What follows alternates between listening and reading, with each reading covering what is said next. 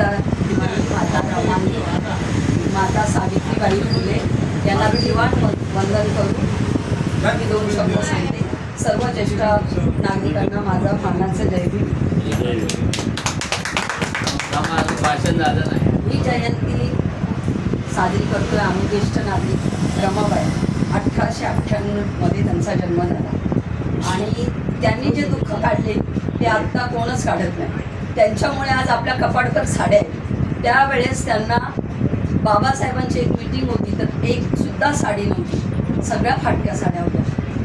तेव्हा बाबासाहेबांना एक फेटा दिला होता शाहू महाराजांनी. तो फेटा त्यांनी जपून ठेवला होता.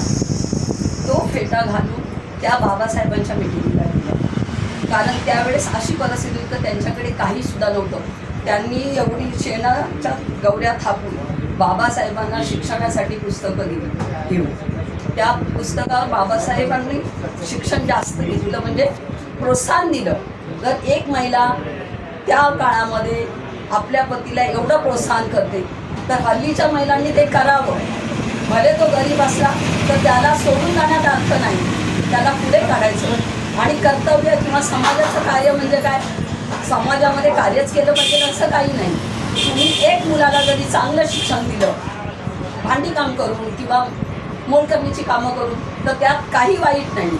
पण तो मुलगा पुढे सरकारी वकील होईल, सरकारामध्ये तो मोठा नेता होईल किंवा तो चांगल्या पदावर काम करेल, हे महिलांनी बघितलं पाहिजे. आणि ह्यांचा आदर्श घेऊन सगळ्या महिलांनी पुढे गेलं पाहिजे. एवढं बोलून आले मला सगळं काम. हां, हार्टचं ऑपरेशन झालं ना, त्याच्यामुळे घरात